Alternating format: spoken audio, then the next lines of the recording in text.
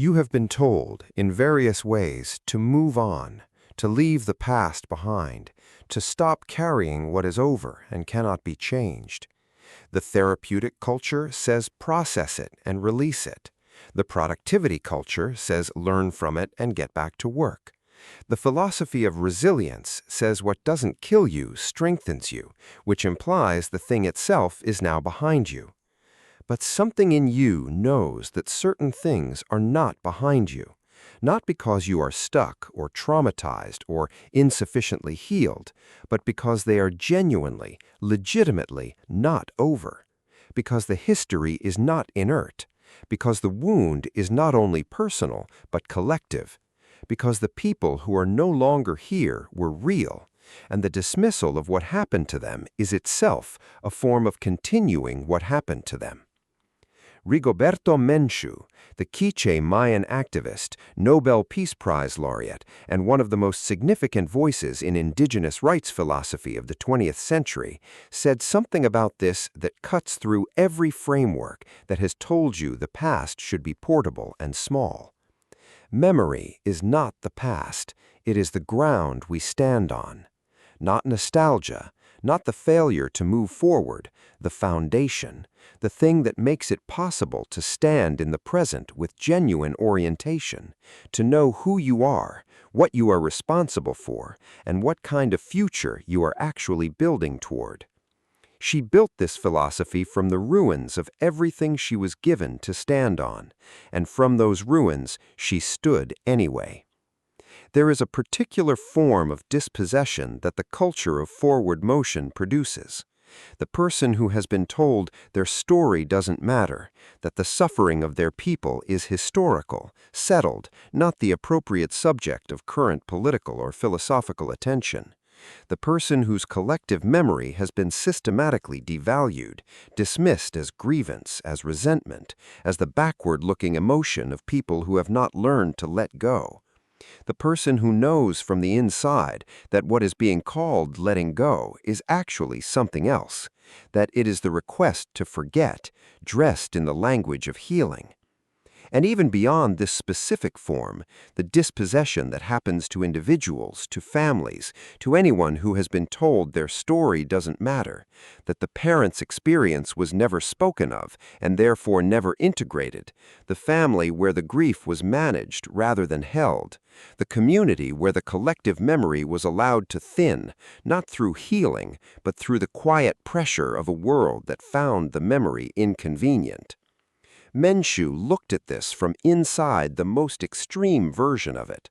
Her people had been subjected to a genocide that the Guatemalan state did not officially acknowledge for decades. Her family was destroyed by that genocide. Her father, her mother, her brother, killed in specific and documented ways that she witnessed or learned of directly. The world that she entered as an activist was a world that was in significant part organized around the erasure of exactly what she was carrying. She did not set it down, not because she was unable to heal, not because she was incapable of moving forward, not because she lacked the psychological sophistication to process grief, because she understood something about the nature of collective memory that the therapeutic culture's framework for individual healing was not equipped to address. Collective memory is not the aggregation of individual griefs. It is the living record of a people's existence.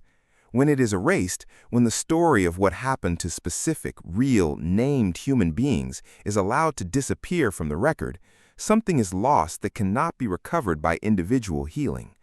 The people who died become, in the most complete sense, unmemorialized, and the people who survive become, in a specific and philosophically serious sense, ungrounded. They stand in the present without the full foundation of what made them, without the story that connects them to the generations that preceded them and that will be carried forward to the generations that follow. Memory as ground, not as weight, as the thing you stand on. Rigoberta Menchú was born in 1959 in the K'iche region of Guatemala in the K'iche Mayan community of Chimel. She grew up in a family of farm workers who also participated in the political organizing that was, in Guatemala in the 1970s, becoming increasingly dangerous. Her father, Vicente Menchú, was a community leader and activist. Her mother, Juana Tum, was a traditional healer and midwife. The Guatemalan Civil War, which lasted from 1960 to 1996 and produced one of the worst atrocities in Latin American history, hit the indigenous Mayan communities of the highlands with particular violence. The army and the paramilitary groups associated with it systematically targeted indigenous leaders, destroyed indigenous communities, and killed civilians on a scale that the UN Truth Commission later classified as genocide. An estimated 200,000 people were killed, the vast majority of them Mayan civilians. Rigoberta Menchú's family was directly destroyed by this violence. Her brother Patrocinio was captured, tortured, and killed in 1979. Her father Vicente was killed in 1980 when the Spanish embassy in Guatemala City was burned. He and other activists had occupied it to draw international attention to the violence. The Guatemalan security forces set fire to the building, killing 37 people. Her mother, Juana, was captured, tortured, and killed in 1980. She fled to Mexico in 1981 and began the international campaign that would eventually bring global attention to the Guatemalan genocide. She gave the testimony that was recorded by the anthropologist Elizabeth Burgos de Bray and published in 1983 as I, Rigoberta Menchú, one of the most widely read testimonial narratives of the 20th century and one of the most contested, as subsequent scholarship raised questions about some of its specific details. She received the Nobel Peace Prize in 1992, the 500th anniversary of Columbus's arrival in the Americas. The timing was not coincidental. The Nobel Committee recognized her as a voice for indigenous peoples and for the broader cause of human rights and reconciliation. She returned to Guatemala after the peace accords of 1996 and has remained a significant political figure in Guatemalan and international indigenous rights politics. Her philosophy, expressed in her speeches, her interviews, her continued activism, is not academic. It is lived. It is built from the specific, documented, fully real experience of a person whose people were subjected to genocide and who decided that the appropriate response to that reality was not silence, not managed grief, not the privatization of suffering, but the sustained, public, philosophically serious assertion of memory as political act. 3 philosophical ideas from Menchú's work that constitute a philosophy of memory and belonging. The first is that memory is not the past. This is the claim that reorganizes everything. The ordinary understanding treats memory as a record of what happened, useful for learning, potentially burdensome if held too tightly, ultimately something to be processed and placed appropriately in the background. Menchú's understanding is different. Memory is the living record of a people's existence. It is the thread that connects the present to the past and the past to the future. It is the ground, the actual, functional, load-bearing ground on which identity, purpose, and orientation are built.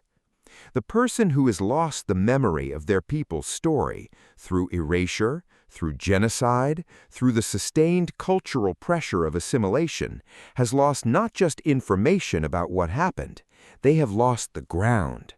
They stand in the present without knowing where they stand in the larger story, without the context that makes the present intelligible, without the obligations that the past creates and that the future inherits. Memory as ground is not the claim that you should be imprisoned by the past. It is the claim that the past, properly carried, is the thing that makes it possible to move forward with genuine orientation. The person who knows where they come from, who carries the story of their people with the full weight of what it contains, stands differently in the present than the person who has been told the story doesn't matter. They stand on something. And the standing on something is the condition of moving somewhere. The second idea is that testimony is a philosophical act. Menchú did not simply report what happened. She constructed, from the specific details of her experience, an argument about what it means, about the nature of indigenous life, about the relationship between land and identity, about the specific form of violence that the erasure of a people's memory constitutes. The testimony is not raw documentation. It is the shaped, philosophically purposeful act of a person who understands that to speak the truth about what happened is to resist the ongoing violence of its denial. In the Mayan tradition she draws on, the community's stories, the accounts of origins, of suffering, of survival, are not cultural decoration. They are the living inheritance that constitutes the community's identity and that every generation has the responsibility to carry and transmit. To tell the story is not merely to remember, it is to be a link in the chain, to refuse to let the chain break. The third idea is the relationship between the individual and the collective. Western philosophy tends to privilege the individual as the primary unit of moral and philosophical consideration. Menchu's philosophy, rooted in the K'iche Mayan tradition and in the collective experience of genocide and survival, understands the individual as always already embedded in a community whose history and future are part of the individual's own.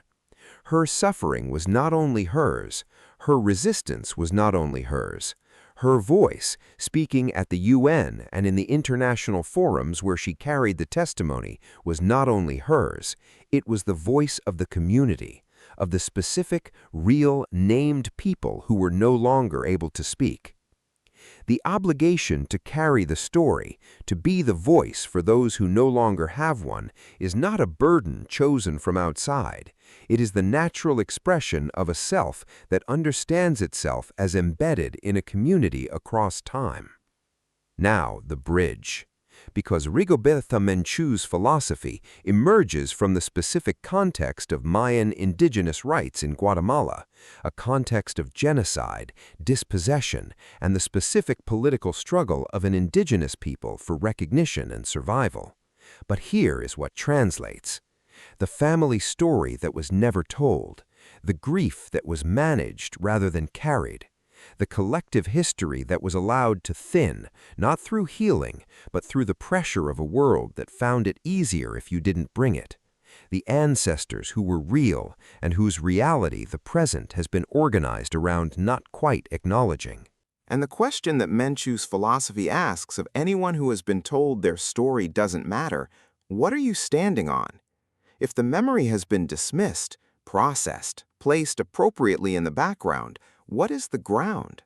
What connects you to the story of your people, your family, the specific human beings whose lives made yours possible? Not to be imprisoned by the past, to be grounded by it, to stand on it the way you stand on solid ground, not thinking about it, not carrying it as a burden, but knowing it is there, beneath every step, making the forward movement possible. Here is what Rigoberta Menchú asks of you, practically, today. First, recover one story that has been allowed to thin. The family history that was not told. The collective experience that was managed rather than transmitted. The person in the preceding generation whose life and suffering and survival were real and who has not been adequately remembered. Find one story. Ask one question of the person who carries it if they are still alive. Look at one document, one photograph, one piece of the record that connects you to the human beings whose lives made yours possible. Not to be overwhelmed, to restore one thread of the connection that the forward-moving life tends to let thin. Memory as ground. One recovered thread is the beginning of the standing. Second, practice testimony rather than management. There is something you carry about your family's history, your community's experience, your own, that you have been managing rather than speaking, keeping small, keeping private, keeping in the form that the world around you can more comfortably receive. Find one context, a conversation, a piece of writing, a moment with someone who can receive it, in which you speak it more fully.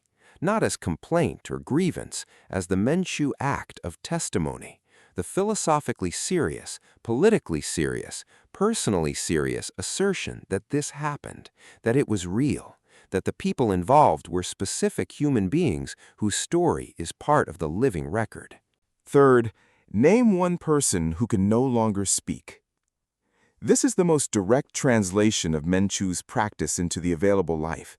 There is someone, in your family, in your community, in the generation before yours, who cannot carry their own story forward, who needs a voice if the story is to continue. Name them, not to an audience, not publicly if that is not available, privately, to yourself, acknowledging this person was real, what happened to them was real, and the continuation of that reality in the living record is something that I am now responsible for. This is not melodrama. It is the ordinary, available, entirely serious practice of the person who understands that memory is not the past, it is the ground, and the ground requires tending. Fourth, build one connection to the community that made you. Menchu's philosophy of the self as embedded in community across time is most available in this practice. Find one concrete, specific, unglamorous connection to the community whose story you carry. The language that is thinning, learn one phrase. The practice that has been... Third, name one person who can no longer speak. This is the most direct translation of Menchu's practice into the available life. There is someone, in your family, in your community, in the generation before yours, who cannot carry their own story forward, who needs a voice if the story is to continue. Name them, not to an audience, not publicly if that is not available, privately, to yourself, acknowledging this person was real, what happened to them was real, and the continuation of that reality in the living record is something that I am now responsible for. This is not melodrama. It is the ordinary, available, entirely serious practice of the person who understands that memory is not the past, it is the ground, and the ground requires tending. Fourth, build one connection to the community that made you. Menchu's philosophy of the self as embedded in community across time is most available in this practice. Find one concrete, specific, unglamorous connection to the community whose story you carry. The language that is thinning, learn one phrase. The practice that has been lost, ask one elder. The place that carries the history, visit it once. The organization doing the work, support it in one specific way. Not as identity performance, as the Menchu practice of maintaining the living connection to the ground on which you stand. Because the ground that is not maintained thins, and the person who has let the ground thin stands in the present on something more fragile than they know. I want to close with the image that stays with me when I think about Rigoberta Menchú. Not the Nobel Prize ceremony, not the international forums, the testimony itself. The first testimony, the woman who had just lost her brother, her father, her mother, who had witnessed and fled and carried the full, documented, entirely real weight of what her people had been subjected to, sitting down with Elizabeth Burgos de Bray in Paris in 1982 and speaking. Not because it was safe, not because the world was ready to receive what she was carrying, because the story needed to be in the record. Because the people who were no longer able to speak deserved a voice. Because memory is not the past, it is the ground, and the ground was being taken, and the only way to hold it was to speak. She spoke. For a week she spoke. And what she said became one of the most read testimonial documents of the 20th century. And what it changed in international human rights law, in the recognition of indigenous peoples' rights, in the global understanding of what happened in Guatemala, was not what she was carrying, it was what she did with it. She made the carrying visible. She refused the managed silence.